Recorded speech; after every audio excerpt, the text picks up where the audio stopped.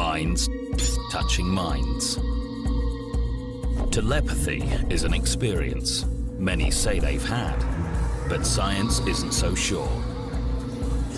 These twins say they talk to each other without words. A mother claims telepathy saved her twin child's life. This man's mind has been hired by the US government to try and spy by telepathy. Are these all merely mind games, or does telepathy really exist?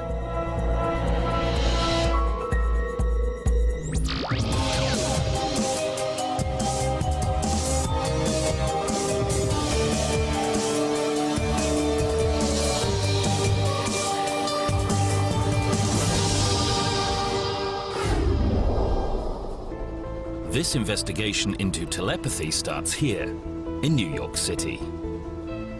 Lisa and Debbie Gantz run a promotional agency that claims many thousands of twins on their books. A rich source of unscientific, yet fascinating anecdotes about telepathy. Twins have so many stories of telepathy and feeling each other's pain and happiness. We have had experiences. Lisa was living in Australia. I was living in Australia, halfway around the world. And I was living in New York City. And Debbie was living in New York. And I actually got in a serious car accident in the middle of nowhere, in the middle of the outback. On a dark, deserted road, Lisa's car hit a cow and spun out of control. Debbie, some 10,000 miles away, says she knew instantly her sister was in trouble. I looked at my mother and I said, something's wrong. There's this intangible feeling that you can't actually explain to other people. And even when I had the accident, before anybody had, contacted or we had gotten to somewhere we can make phone calls, she had already been calling all of my friends that lived in Sydney. Did anyone talk to her? Because I never had such an intense feeling of somewhat like pain, but it wasn't my pain. It was her pain, so I couldn't verbalize it, so it must have been my sister.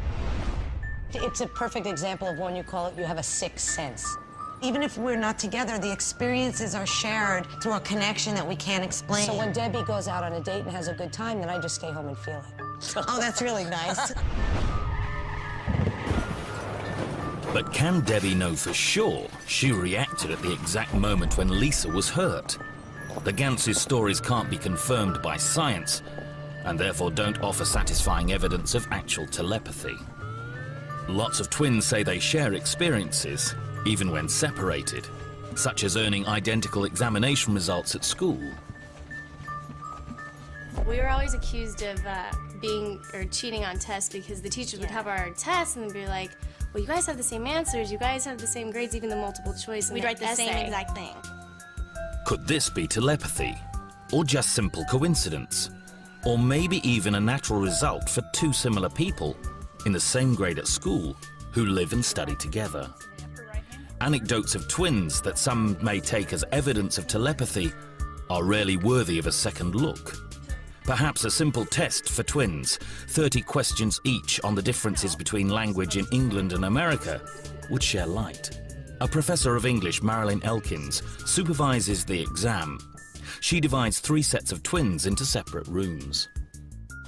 Here's the test.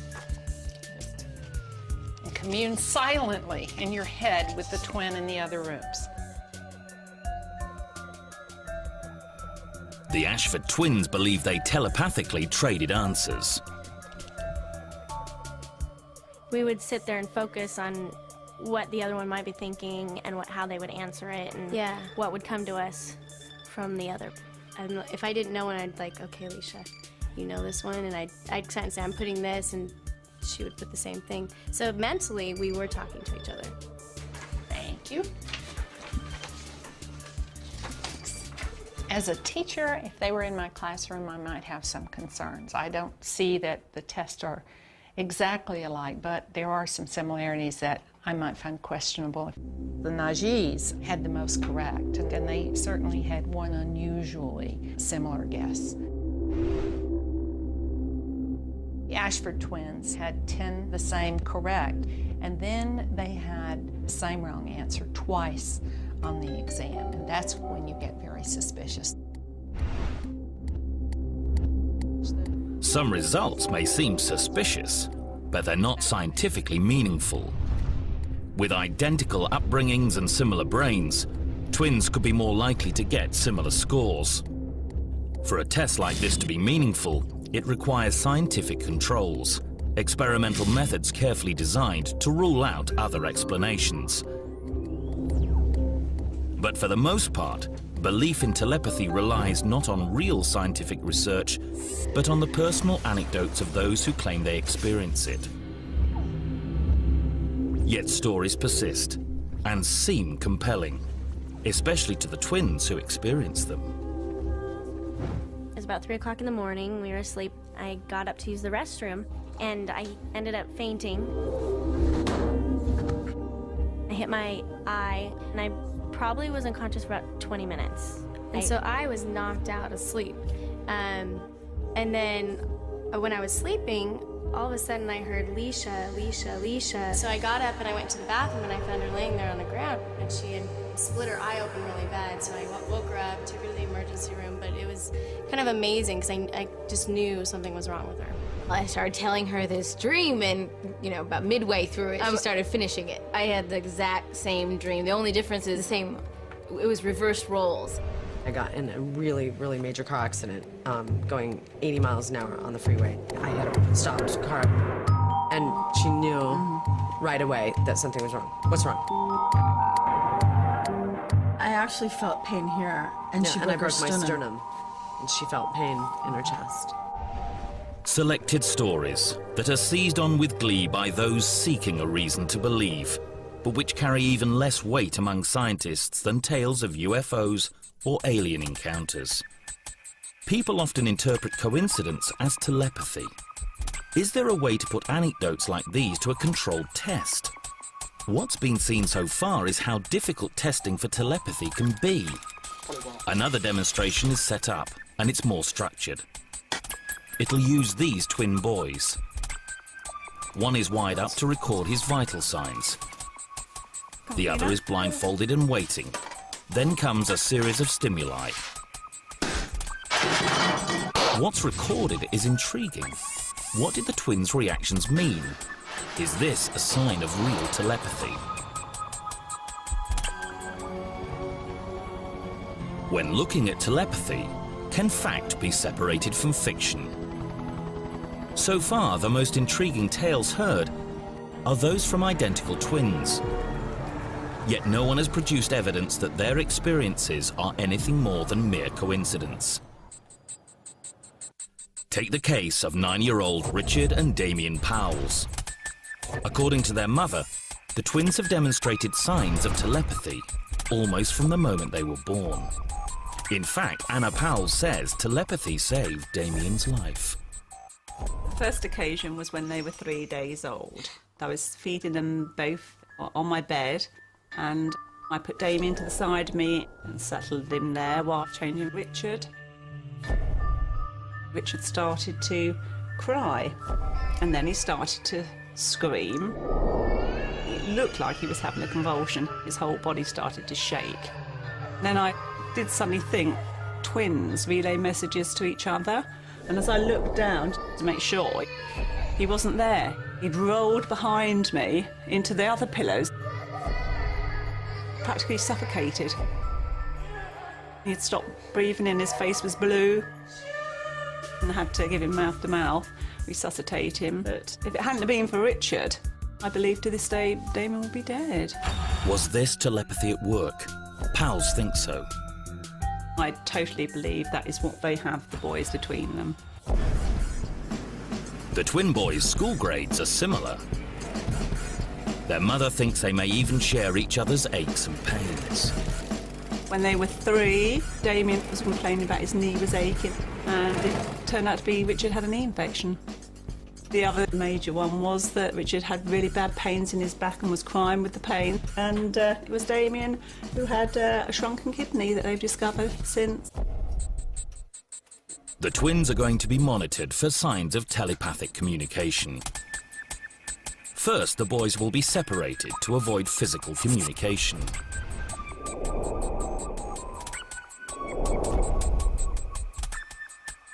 Then Damien will be subjected to a series of stimuli to see if his twin reacts.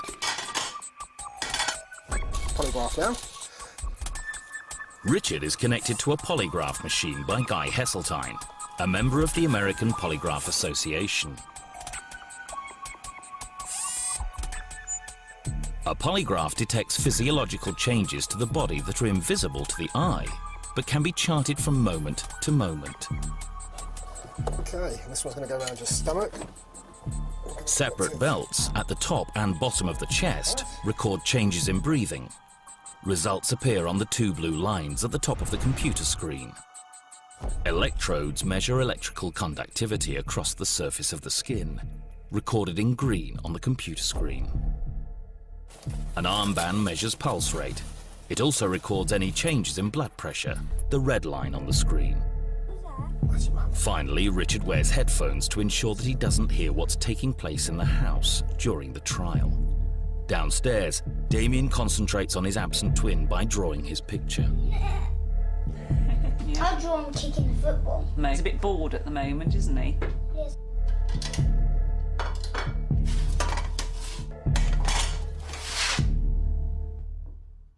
Why did you do that for? First, Damien is startled.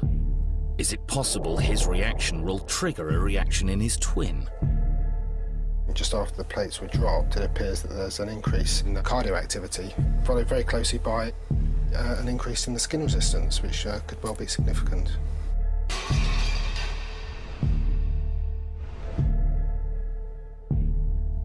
Upstairs, Richard relaxes as Damien takes a second test. I'm going to put your hand in this jar. Blindfolded, he tries to find sweets in a jar. He discovers to his shock that the bottom of the jar holds nothing but ice-cold water. Richard appears unaffected, but moments later, the polygraph chart reveals him taking a deep breath. Blood pressure and pulse also show a sudden change. During the test, the child here was caused to have quite a significant movement, also in line with a deep breath, which may well be significant to what was going on downstairs. Finally, Damien is startled by a balloon being burst. And the polygraph records changes in twin Richard's vital signs.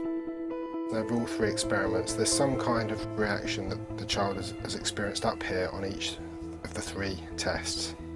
It could be construed that those reactions are as a result of some kind of activity downstairs. Damien's reactions appear to provoke a subconscious reaction in Richard. But can any conclusions about telepathy be drawn from the test? Probably not. For one thing, some question using a polygraph machine to test for telepathy. The polygraph charts body functions, but these may not explain what's really going on in the brain. And then there's the question of just how physically separate from each other the twins truly were. They were apart, but perhaps not perfectly isolated from each other. The demonstration took place in an old house. Richard was in an upstairs attic room behind 2 closed doors, 2 flights of stairs away from his brother. But could he have heard something or felt vibrations from downstairs? Clearly, these aren't laboratory conditions. And what about the interpretation? In an unscientific demonstration like this, an experimenter can look for favorable results and overlook things that don't fit. It's easy to criticize a demonstration like this. So could it be more fruitful with a man who tried telepathy to spy on America's enemies abroad? Such a man can be found in San Francisco and claims to have telepathic powers over great distances, and with people he's never even met. In fact, he was once hired to use that skill for Army intelligence. Joe McMoneagle says he can receive information from another mind, and all he needs is the person's photograph. According to McMoneagle, he first recognized what he says is his unusual gift whilst serving with the Army in Vietnam, and later, after reporting a near-death experience, was recruited into a unique intelligence program. The military, hoping to find ways to use telepathy for spying, employed McMonagall as one of what they called their remote viewers.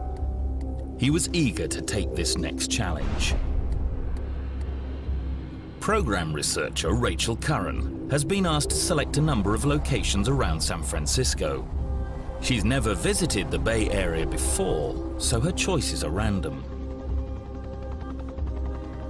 McMonagall has not met Curran. Several miles away, he'll work in a closed room, trying to visualize a place she selects.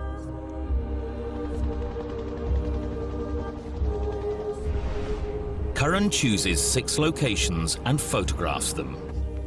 There's a yacht marina, a rock quarry, Dumbarton Bridge, Palo Alto Municipal Airport, Stanford University's football stadium, and a giant redwood tree.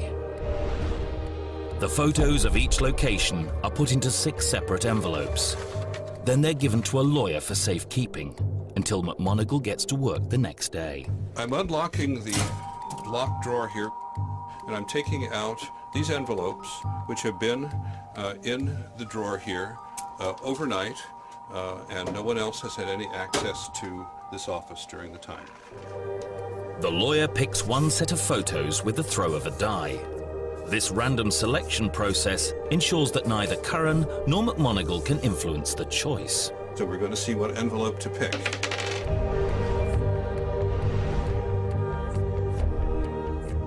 Well, this is the one we chose. You're welcome. Until she opens the envelope, Curran has no idea which location has been chosen. This ensures the researcher can't accidentally give away any secrets. Curran drives to the location in the photo. McMonagall will now try to describe what Rachel is seeing. McMonagall works from the Palo Alto offices of Ed May, a former colleague and one-time director of the McMonagall's psychic spy program. Neither man has any idea of who Curran is or where in San Francisco she's going. By 10:30 this morning, our target person named Rachel is at the site. And my question is, do you know her or have you ever met her in the past? No, I haven't. McMonagall will try to connect telepathically with Curran. She will try to act as a beacon, and he will try to see what Rachel sees using remote viewing. She is somewhere in the Bay Area of California, and what I'd like you to do now is just describe the surroundings in which she finds herself now. Okay. Kind of a half arch. There's something dark about it. Like there's something kind of darkness. McMonagall sets himself a 30-minute deadline to describe Curran's surroundings. We'll return to see how accurate his remote viewing proves to be. Meanwhile, this inquiry sets off to visit a laboratory that's trying to put a scientific stamp on its psychic research. A woman tries to open her mind to receive video images from a colleague in a sealed room, many yards away. Could this experiment offer any evidence to show whether telepathy exists? Claims that certain identical twins appear to react telepathically to each other have been tested, but they didn't provide any solid answers. In the meantime, an experiment is underway where a man who once worked for the US government claims unique telepathic powers. That claim must still be proven. So what experiments are being carried out under laboratory conditions? A visit to the University of Edinburgh can uncover more. Here, scientists are working on a version of an experiment known as the Ganzfeld test. It requires a volunteer to be deeply relaxed and almost asleep. Conducting this experiment is Dr. Paul Stevens. Stevens has worked at the university's parapsychology unit for almost a decade, studying ESP and psychokinesis. While many doubt parapsychology can deliver reliable results, Stevens is trying to prove otherwise, and his work may provide just the right kind of insight. It's like a very mild sensory deprivation. You have a low-level red light, you're in a comfy chair, you listen to the hissing white noise sound. White noise is a uniform blend of all the different frequencies. When you listen to it, it sounds mostly like sort of radio static, or maybe a distant waterfall as a more poetic image. The idea is to get you to a state just as you're about to fall asleep. Your brain's very good at looking for patterns, so if you give it something that has no patterns in it, eventually it'll tune it out.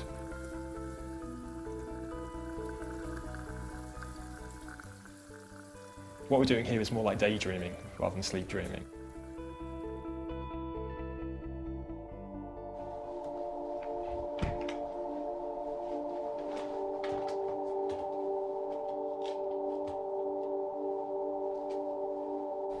Some 25 yards away, another volunteer, the sender, enters a sealed room and gets ready to try to transmit mental messages. A computer randomly selects a short clip of video and plays it over and over again. The sender's job is to transmit those images to the receiver. At first, the receiver's answers stray far from the mark. No telepathy here. Running water into a pond. A lake thing. Sounds make me think of the TV when it's not working. In my flat in my living room. Lying on the sofa with a blanket over me. It could be just chance, but gradually the receiver appears to focus in on the video's street images. On a street with lots of cars. And rain on an umbrella. I'm walking along a street, past a pub with cars going by. I see a red car now. Feet are going heavy, really heavy. Vague feeling of cars and a tank.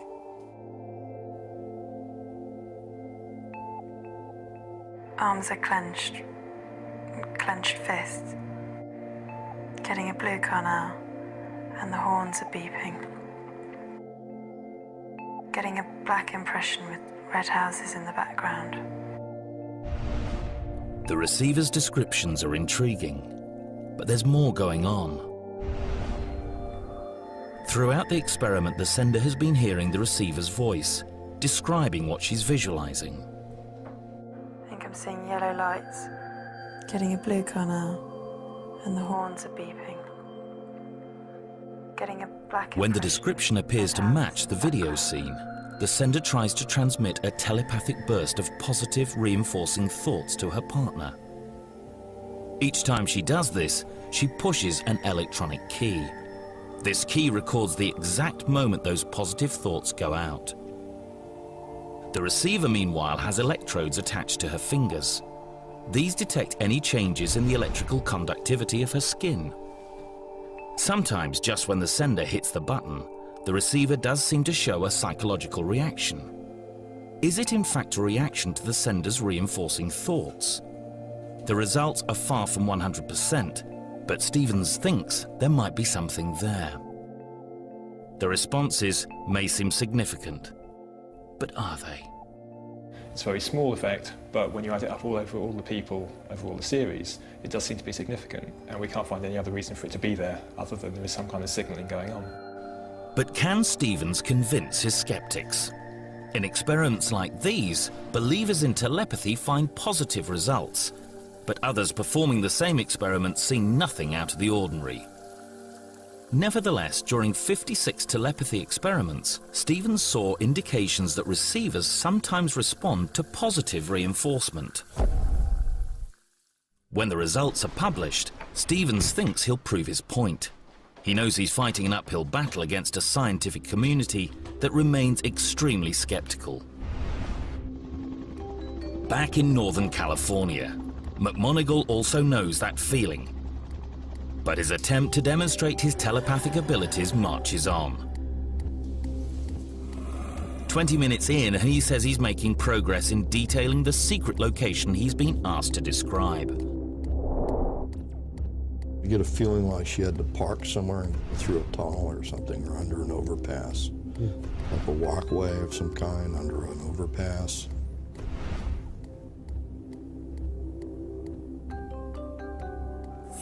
And there's kind of an abutment, just like a high overhang. This is way up over her head. From time to time, McMonagle's former colleague Ed May keeps him focused on Curran by showing him her picture. She's trying to act as a beacon, transmitting to McMonagle the receiver. We have a garden. It's a formal garden. Formal garden's got paths, an open area in the center, with trees. And there's some kind of a artwork, some kind in the center. But this artwork is very bizarre. Set in gravel, stone. McMonagle lists features he believes will be found at Curran's secret location. He concentrates hard for nearly half an hour. Finally, he says he's received some images. But how accurate will they prove to be? A private telephone call to the film crew establishes Curran's location. They don't tell McMonagle, but instead take him with them to meet her. In an attempt to double-check the accuracy of McMonagle's description, May carries out a parallel test. While McMonagle goes to meet Curran, May tries to identify the location by matching McMonagle's notes with one of Curran's photographs. My job is to examine each one of these sites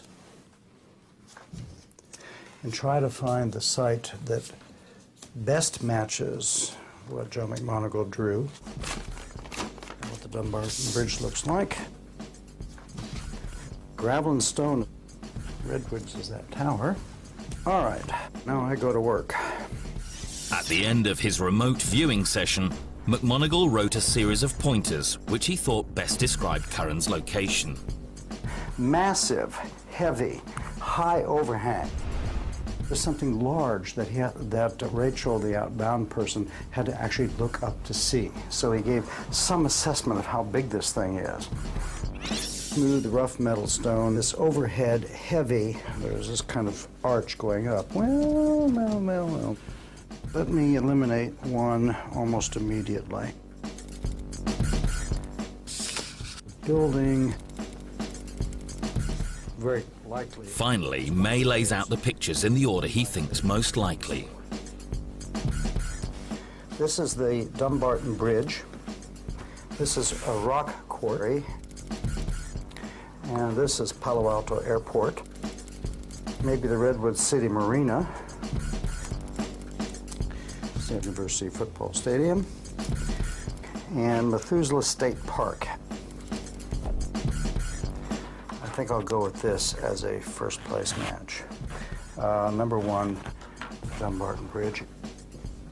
So using only McMonagle's notes and a second set of Curran's photographs, May chooses the bridge location.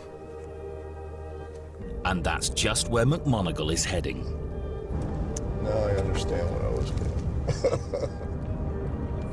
The approach to the location runs through a tunnel underpass. That's exactly what I was saying right there. That's exactly what I was getting. Although his earlier description didn't match exactly, McMonagle believes he's in the right place.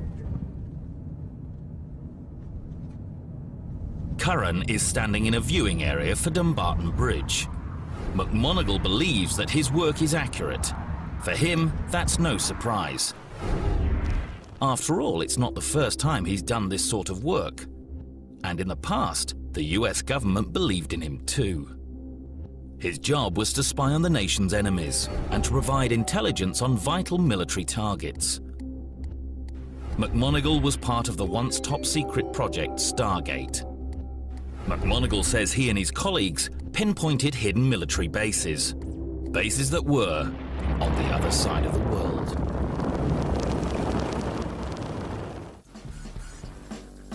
The examples seen so far of what might be regarded as telepathy have been somewhat dubious. Half-arch. So the focus stays with our ex-US intelligence operator, who says he can describe a hidden location miles away. Joe McMoneagle says he discovered his skills about 25 years ago. At the time, the intelligence community was seeking ways to harness telepathy to win the Cold War.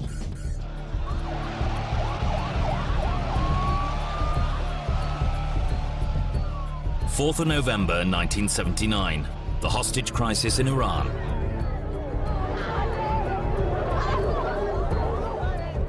The start of a 444-day nightmare. The administration tries anything. Conventional intelligence techniques and an unusual asset, agents claiming telepathic powers. Continents away from Iran, this inconspicuous hut at Fort Meade, Maryland, housed the top-secret US government telepathy project known as Project Stargate. It employed people who believed they could sense events thousands of miles away. The CIA termed their ability remote viewing.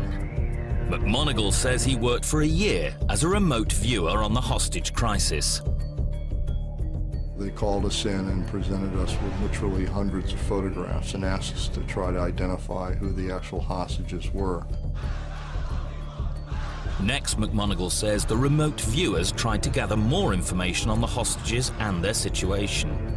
Doing everything from targeting the condition of the hostages to trying to discover which rooms hostages were being held in, their medical condition, who the hostage takers were, how they were armed, what kind of weaponry was being used. McMoneagle claims that his team's descriptions were corroborated.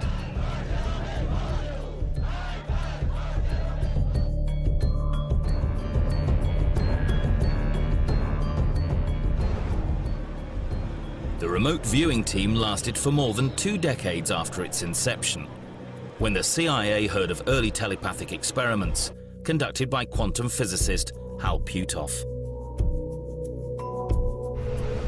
Suddenly, these people from the CIA came by and they said, "Well, have we been looking for you?" And I said, "Well, why is that?" He said, "Well, we've been investigating the rumors and the data that the Soviet Union has been involved in serious psychic research for well over a decade, spending lots of money. We have no way to evaluate this data.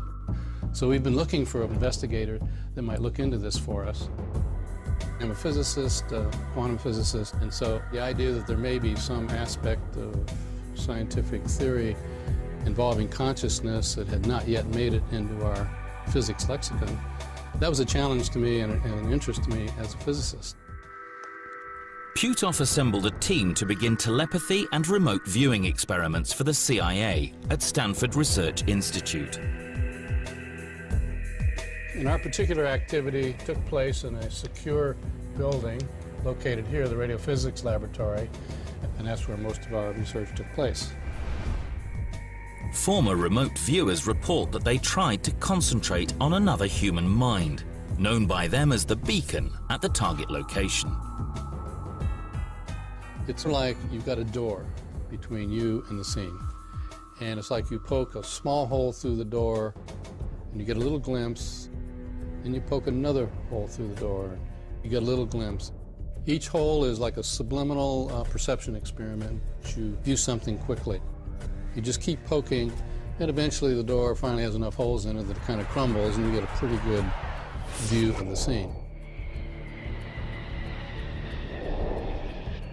We don't know actually what's involved in the transmittal of the information in the beacon targets. There could be telepathy involved, where there's mind-to-mind communication between the person who's acting as the beacon and the remote viewer. Obviously, this would require someone at the target site to act as a telepathic beacon.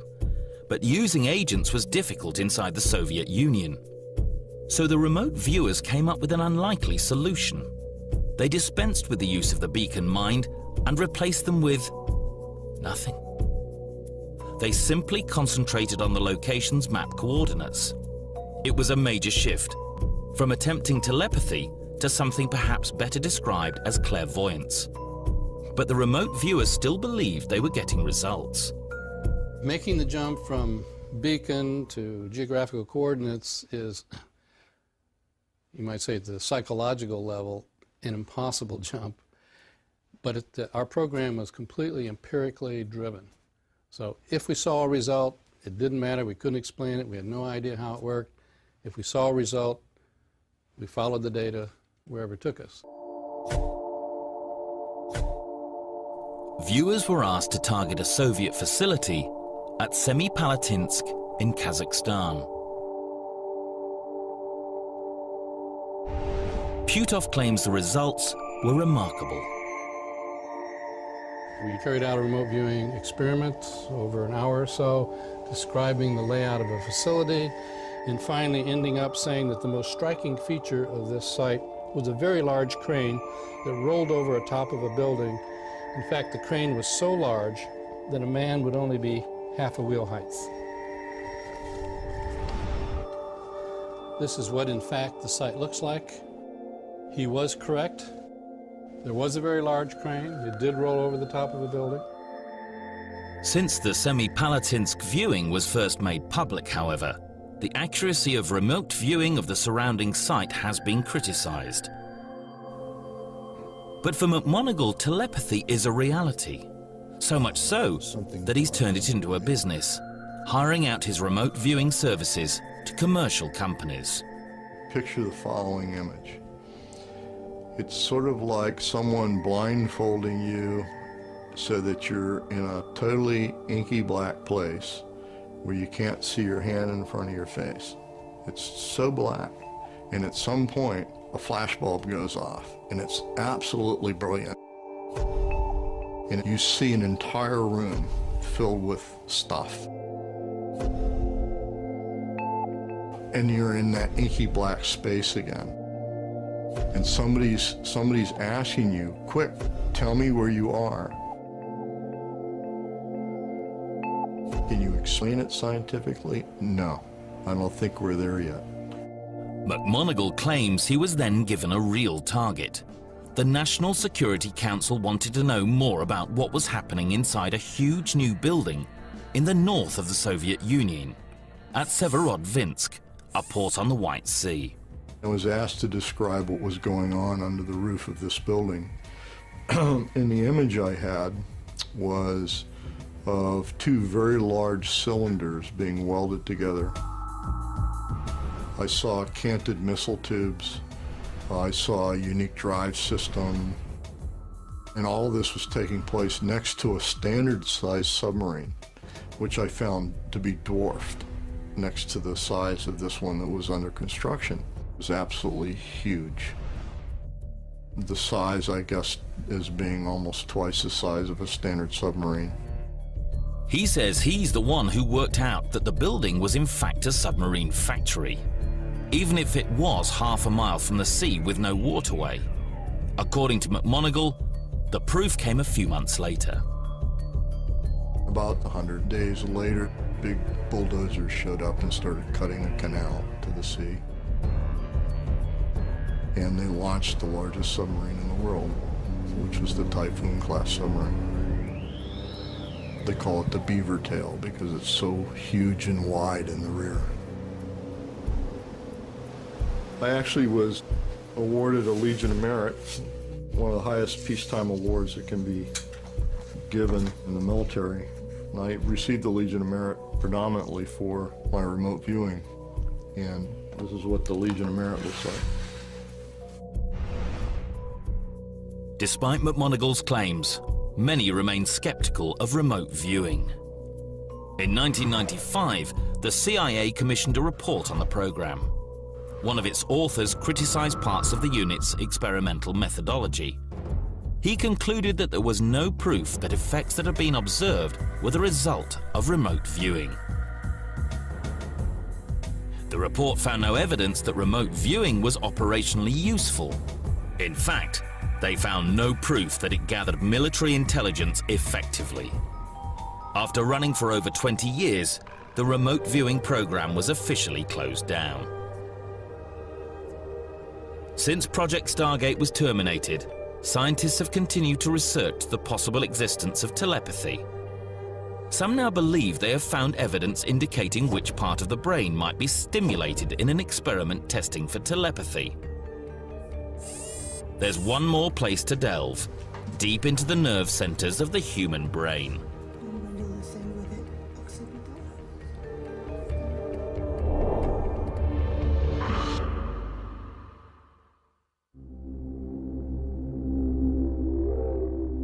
The average human brain has 100 billion neurons.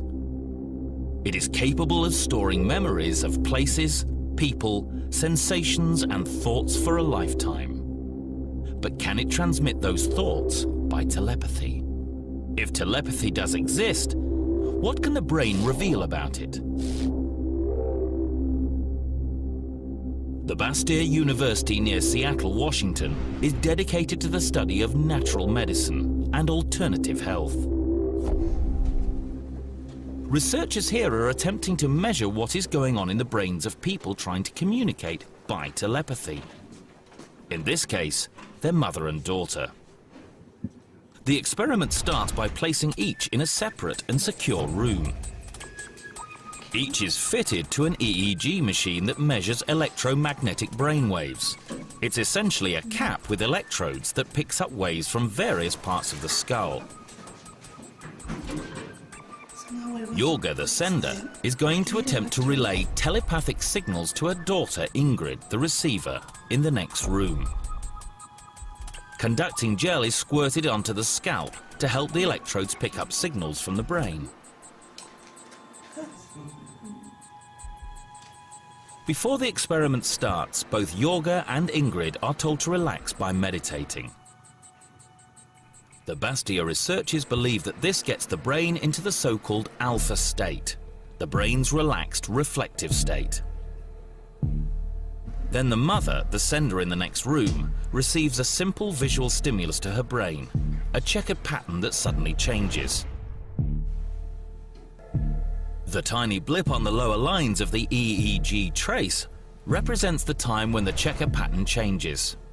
Later, the daughter's brain in the room next door appears to show activity. Could it be her response to the checkerboard movement next door? Has the visual stimulation of the mother's brain really provoked a reaction in her daughter's brainwaves? Are these two events random coincidence, or could they be related? Statistical analysis of scores of tests indicate that for a few people, the effect may be more than random chance. Scientists here now accept the possibility that some receivers' brains inexplicably react to another unconnected mind 30 feet away. Research Associate Professor Clark Johnson was initially skeptical of the results. I've been one of our major skeptics here in this group. We'll get results and I just say, you know, it just can't be right. Let's keep looking here. And I've run out of ways of convincing myself that we've made any mistakes. I can't find any right now. The experiment is repeated, this time with a receiver inside an MRI scanner. Will she react once again milliseconds after the checkerboard pattern changes? The MRI images suggests that this area at the back of some receivers' brains, the part that registers visual input, is being stimulated. It could be no more than coincidence, but if this really is an indication of telepathy, could this part of the brain be reacting to telepathic signals?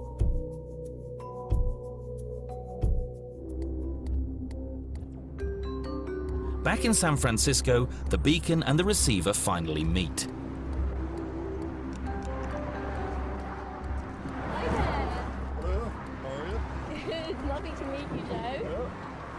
Okay.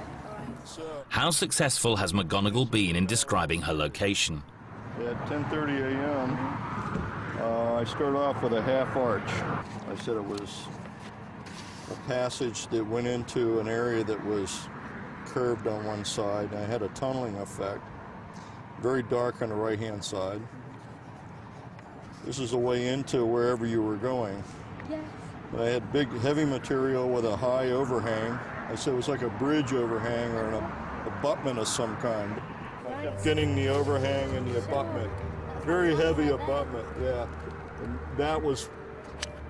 that kept throwing me off because the passage was everything about it. I took a break here. And I had some kind of a ground pattern, and it was a clearing, an open area, very smooth, set in gravel or stone. My sense was that it was nothing, which basically we're standing in nothing. And what happens then, in a lot of cases, you have a tendency to start inventing things. McMonagle genuinely believes he has got many elements of the location correct. But have his statements been retrofitted after the fact? It may be that McMonagle described the scene so generally that it could fit many different locations. At 10:30 a.m. Let's rewind for a moment. First, Joe drives into the underpass. That's exactly what I was seeing right there. That's exactly what I was getting. Now I understand what I was getting. McMonagle believes he's successfully described Curran's final journey to the target and the immediate surroundings where she's standing. Yet he has failed to mention or identify the actual target itself, Dumbarton Bridge. This is a classic remote viewing because some of it's very on and some of it's not so on. And what of the secondary experiment with May? Let's rewind on that one too. A second set of pictures were used without any clues being given to May about which envelope to choose. But without the controls of a full scientific experiment, there's no certainty. And of course, it can't be ruled out that his choice was no more than pure coincidence. The bizarre artwork McMonagle described must also be taken into account. It was a work of art here, but I couldn't figure out what it was. And I think maybe those pictures. It could be those pictures. That kept getting me, though. It's defining the work of art. I know. The question is, can any evidence from McMonagle's efforts to find Curran be accepted? Sadly not. This experiment doesn't meet the key criteria to make it scientifically solid. It's not controlled, measurable, or repeatable. See what envelope to pick. Science aside, common sense also raises some concerns too. Curran and her selection of sites are probably not truly random. Perhaps another person would pick sites not unique to the area, like a parking lot or a church. And perhaps McMonagle just got lucky by painting a general picture that could refer to a number of very different structures. Whether McMonagle's experiment offers any proof that telepathy exists remains unconvincing. And what about the other demonstrations? Unusual phenomena that seem to bend the rules of scientific reason. Twin boys who could be responding to each other, fascinating but inconclusive. Young women studied under laboratory conditions. On a street with lots of cars. Scientists disagree on whether the reactions measured under these conditions are significant or coincidental. Former intelligence agents challenged to remotely sense a secret location, a success or not. Mother and daughter, their brains appearing to respond within milliseconds. Telepathy or wishful thinking. And while some evidence may appear to be significant, it's most likely to be nothing more than coincidence. Even if it was accepted, no one can explain how it works or why. Until there is incontrovertible data, telepathy must remain on the fringes. Though fascinating, it remains to be a real science. Fascinating, yes, but a real science, no.